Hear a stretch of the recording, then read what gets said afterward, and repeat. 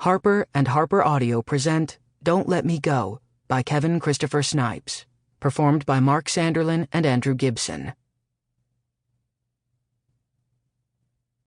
It isn't possible to love and to part. You will wish that it was. You can transmute love, ignore it, muddle it, but you can never pull it out of you. I know by experience that the poets are right. Love is eternal. E.M. Forster, A Room with a View. Pompeii, Italy, A.D. 79. Chapter 1. Lucius. If there was ever a time when I didn't love Marcus, I don't remember. From the moment I could speak, I saved all my words for him. From the moment I could walk, my legs carried me in his direction.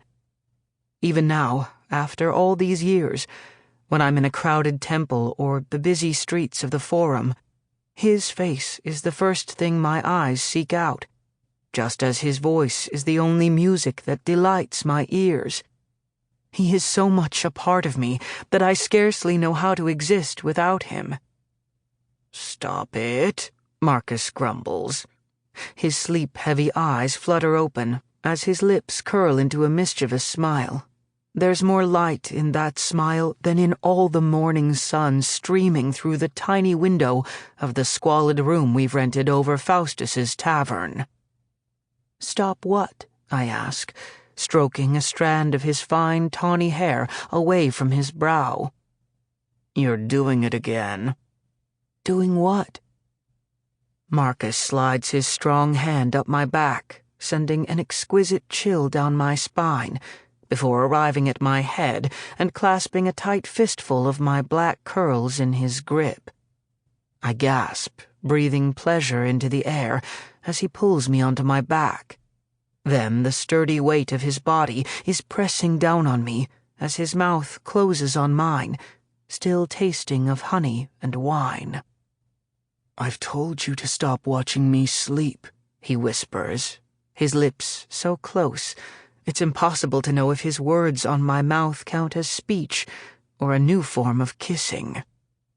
"You tell me a lot of things," I answer, biting his lower lip when I can no longer bear its absence.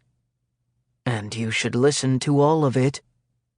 "If I did that," I counter, wrapping my legs around his waist, "we wouldn't be here now, would we?"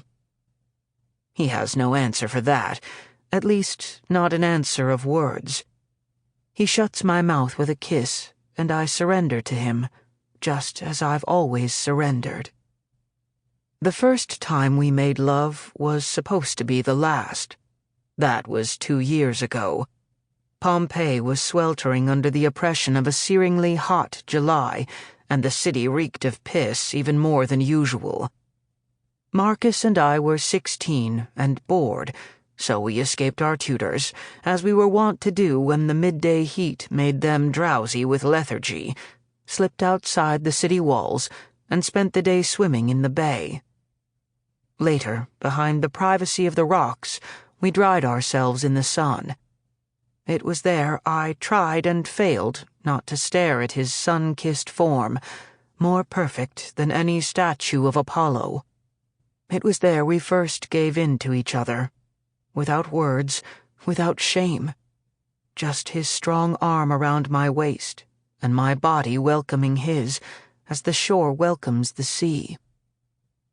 In the blushing aftermath, Marcus became adamant that what we'd shared was nothing of significance, a moment of trivial pleasure, a thing to pass the time, or, if we wanted to cast a more noble light on our assignation, a testament to our unique closeness and to the friendship that had kept us by each other's sides for 16 years.